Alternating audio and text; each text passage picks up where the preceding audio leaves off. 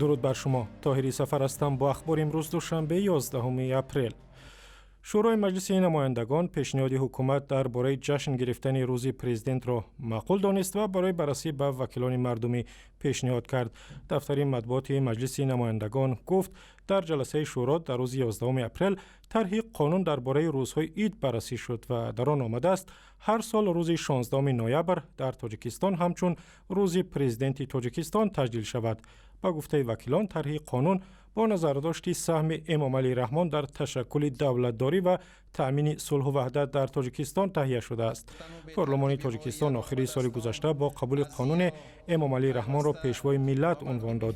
این گونه قرار قانون‌ها با گفته منتقدان دولت نشان دهنده اوج گرفتن تمایل شخص پرستی در تاجیکستان و مخالف ارزش‌های دموکراسی است. حکومت تاجیکستان از دولت روسیه خواسته است پرونده تیراندازی بیرحمانه به یک مهاجر تاجیک را عادلانه تحقیق کرده و گناهکار را جزای سزاوار بدهد.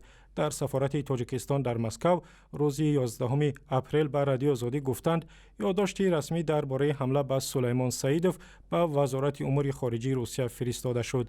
خود سلیمان به رادیو آزادی گفت که شام 8 اپریل یک مرد روس در داخل مترو به جان او به سبب در افتاد و سپس به سر او از تفنگچه پنوماتیکی دو تیر انداخت.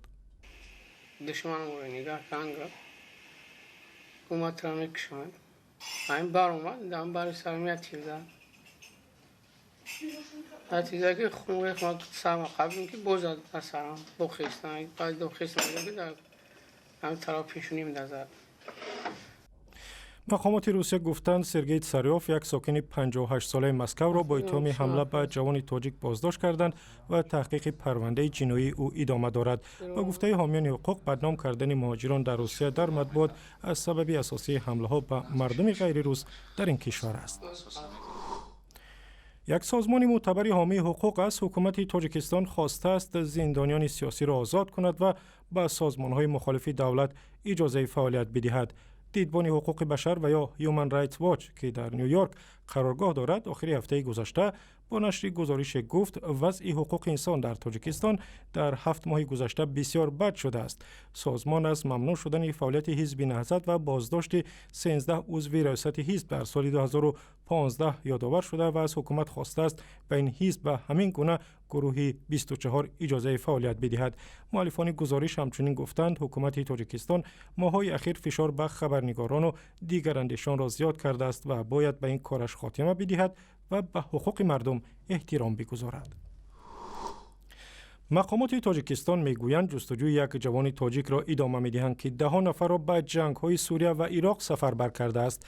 یک منبع در نهادهای انتظامی روز 11 اپریل به رادیو آزادی گفت انوشروان عظیموف ساکن 26 ساله روستای توتقولی شهر نارک در شبکه‌های اجتماعی خود را انس معرفی کرده و بیشتر از 100 تاجیکستانی را از راه فریب به خاورمیانه فرستاده است. به گفته این منبع بسیاری از جوانانی که از سوریه و یا از راه سفر به این کشور به تاجیکستان برگشتند گفتند که آنها را کسی با نام انس به این کار تشویق کرده است.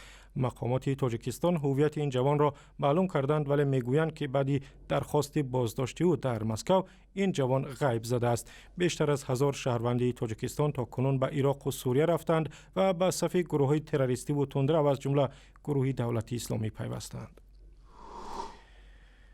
مرکز هواشناسی تاجیکستان هشدار داد که ممکن است روزهای آینده و تا 12 اپریل در کشور باران سیل و ژوله ببارد و خطر آمدن سیل هم زیاد می شود. از این پیشتر در روز 10 اپریل باران سیل بعضی از کوچه‌های پایتخت شهر دوشنبه را پر از آب و حرکت نقلیات در راه‌ها را ناممکن کرد. از جمله یک راه مهم و اساسی دوشنبه که به فرودگاه پایتخت می‌رساند پر از آب و بسته شد و کارمندان اداره کمونالی شهر بعد از ساعت‌ها توانستند راه را دیگر باره باز کنند. و اخباری از این هم بیشتر در وبسایت رادیو آزادی در صفحه‌های آزادی در فیسبوک، توییتر و یوتیوب و هم زمینه رادیو آزادی برای تلفن‌های همراه.